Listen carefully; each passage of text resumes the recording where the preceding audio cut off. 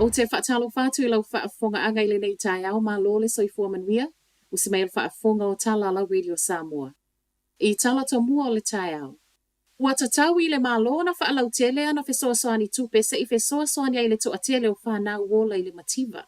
Ua sawa I le mai a whailo mai le vaenga o whaamaunga na nafi, e le I aise suinga I le to atele o whanau wola mativa, I le lua tausanga tāluai. O loo sau I le reporti o le se fulu lua pasene o whanau New Zealand, e o mai a inga e maua la lalo tupe maua po o a inga e lalo mai o le 5% tupe maua le a inga ai ele ave e sea totongi o fale. Peitai, o whanau Pasifika e to atele ai lava, ma o I lātou nei e o mai a inga e maua la lalo tupe maua. Whai mai le sui o le Greens Ricardo Menendez Marge, e mo o mia e le malona whaia sa isi whainga, e si I ailana whesoa soani le mativa o whanau.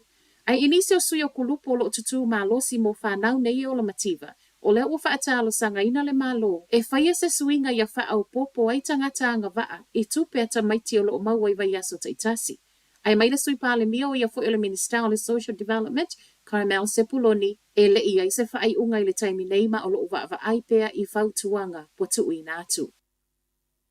O le soe wha pe taunu umaya I New Zealand tumaita I Peritania Kelly J. Keane po o Posi Parker. Se tasi walawi loa I ana saunoanga wha alawi tele ma wha alawi loa, e tū malo si ai moa ia te taua tamaitai, ai te ena whaafine. O le malanga mai ai o Posi Parker, e sau e lau ngai au ki Lanima Wellingtone I le whaai unga o le vaiaso a o iai I lana malanga te amilo o le Let Women Speak. Ai ele I o mai le tai au nei, o le asolulu na whai mai ele immigration a New Zealand, watalia le ulu fale mai o Posi Parker I to tonu a New Zealand. Peita I o mai ana nafi whaaulu le talo sanga anisi o whaalapo te potonga, o lo tutu malo si moa ia te taua tangata umai whaatalo sanga ina le tū la fono, e tau fia le mawhaiona ulu fale mai, se ia uma I loilonga.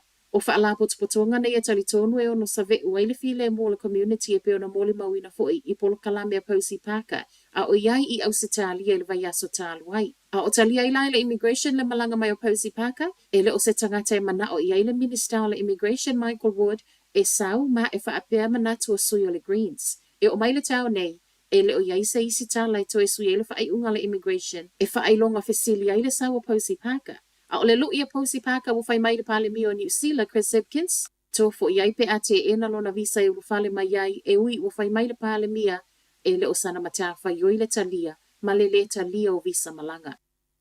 To atele tangata o le Community Pasifika no o iai le fesoasoania health providers, talu mai o na sau le COVID, peitai, e le o maua umai. Moli maua Pacifica Futures, o taimi o le COVID sa ia o mai lava I taimi o lo longa, na moli mau ina ile tele o le fesoasoani na mawhaiona mawe ainga Pasifika fa apele community lau tele. Moli mau le polesili o le Pacifica Medical Association, Dr. Debbie Sorensen I tala ale staff, e tu sa male onos fuluiva afe, ono se lau male iva ainga Pasifika, male silia male tolu se lau afe, le ana fesoasoani iai, Providers Pasifika. O ni fesoasoani na whaafetaia ma whaalawi loa ana nafi, a o tatala alo iai le koniferi nisi ale Pacifica Futures whana wora I manukau. Ua sawai ma le whaamalosi, e whaauaunga aluenga le lei ina ia mawhaio na whaaso o umai tangata Pasifika, o lo o mo o mia le fesoasoani. Tu sa lava pe solo te e whaia onga wa onga maululunga I le vaiaso fou. O whaia onga wa onga a mata ma onga tūlanga lua, ua mautinoa e le ai. O le asaluno le vaiaso fou, le olo o ta ue ono to e solo te e whaia onga ma olona winga, o le isi fo I le aso le aini a onga mo le to atele o whanau.